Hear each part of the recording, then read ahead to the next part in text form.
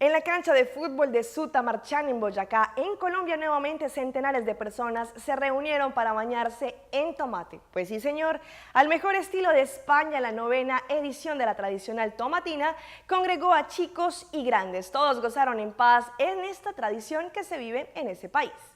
Estas volquetas fueron las encargadas de recoger por toda la región de Sutamarchán, Boyacá, varias toneladas de tomate no aptas para el consumo, pero que sí fueron utilizadas por los niños, jóvenes y adultos en la popular tomatina. Esto es una locura, lo mejor, compartir con gente y dar tomatazo a lo loco, muy buena la experiencia.